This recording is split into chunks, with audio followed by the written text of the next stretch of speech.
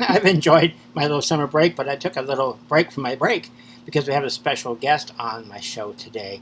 You're going to love this. It's Byron Saunders. He's working with Connie Kepfinger and Joe Eisen on a project there in New York, and I know you want to hear about it, so let's go ahead and introduce Byron. Hi, Byron.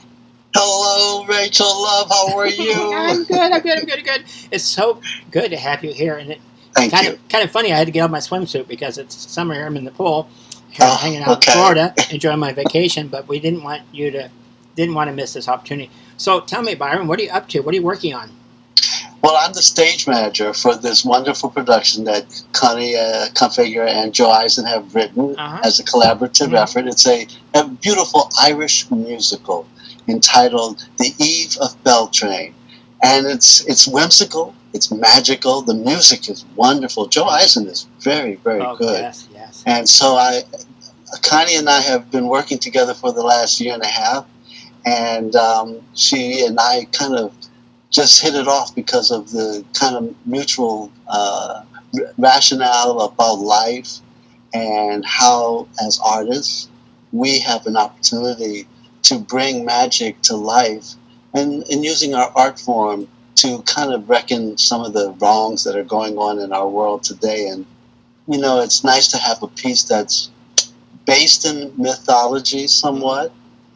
It's the Celtic myth, it's Irish, and two lovers who get together, one Irish and one British. So you know the differences the Irish and the British have had over the years. I've heard rumors. This is that moment to bring them together in love as they meet in Notre Dame University.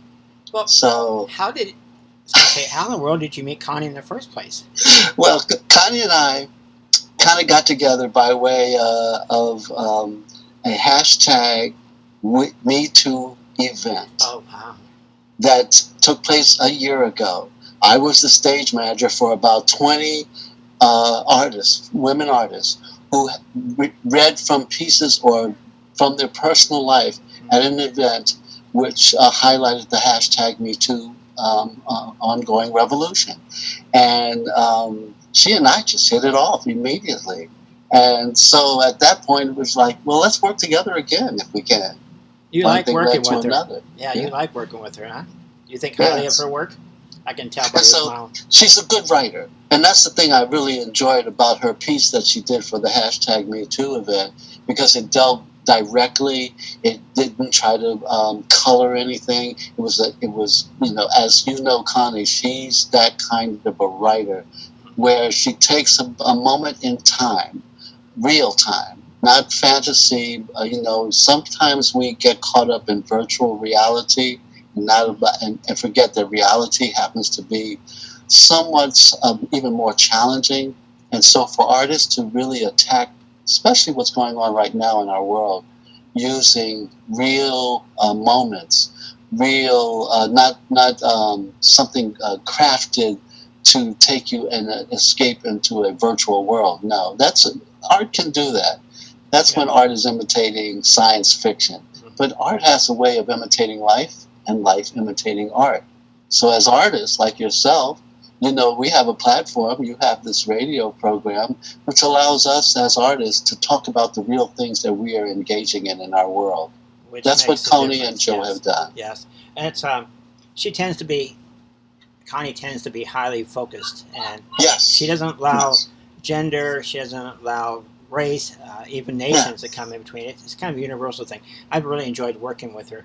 So speaking of that, and she has other projects that she and I are going to collaborate on, which I guess is as a result of our mutual interest about life itself. And so I like being able to work with artists who understand that we have a moral compass and a code of ethics to really bring forward some of the issues that we are all engaged in globally, and how do we address them? How can we change the world, Rachel? We do have an obligation to do so. And you do it with what you guys are doing right now, which I want to, because we have such a short, limited amount of time. Tell me about this upcoming event with Eva Beltrain. What's going on? August, we go into rehearsal August 5th. This is a Broadway-bound festival. So these are projects that have great potential, and as they say, has moss underneath it. So it actually has a chance to pick up an investor and hopefully take it to the next level. And so this Broadway Bound Festival gives us a platform in which we bring together a great group of talent, Broadway talent. Kaylin Heffernan is our director. Uh-huh. She is a Broadway person. We have a great cast of artists. Let me see. Henry's name is, so I can make sure that I get this correctly, because these are new people that I'm working with, and I'm really enjoying the quality of the talent.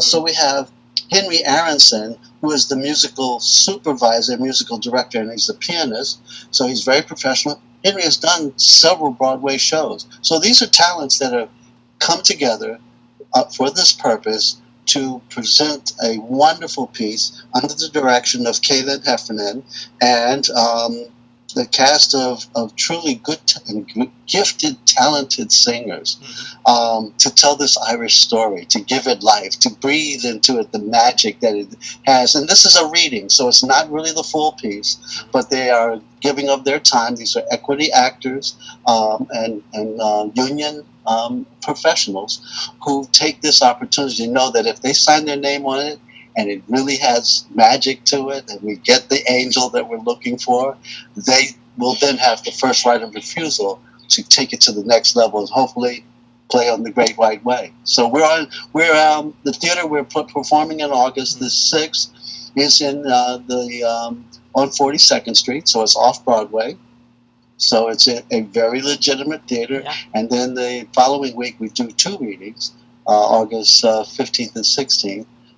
At another theater as part of the festival. So we really get an opportunity to showcase it for three readings that's equity approved, and hopefully those angels come in the front door so we can say, gift us and let us all work together. But this has magic to it already.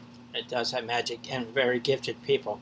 And Yes. I would say tonight is a black moon, which is a time, sorry, that's my other gig, is a time to put out some new things and change your attitude about stuff and really believe things are possible.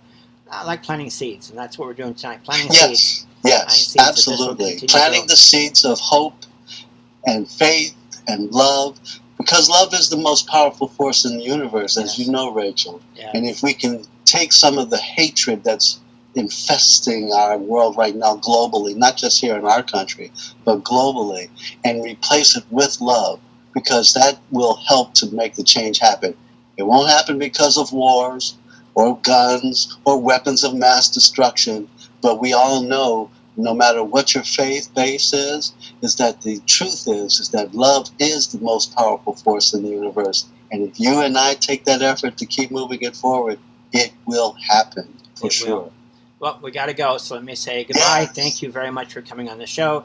I look forward to seeing the results of that. I mean, she's been around. Eva Beltrane's been around a while. It's still out there in podcasts. It's very popular. I've always enjoyed working with it. So we're going to go ahead and say bye for now. Indeed.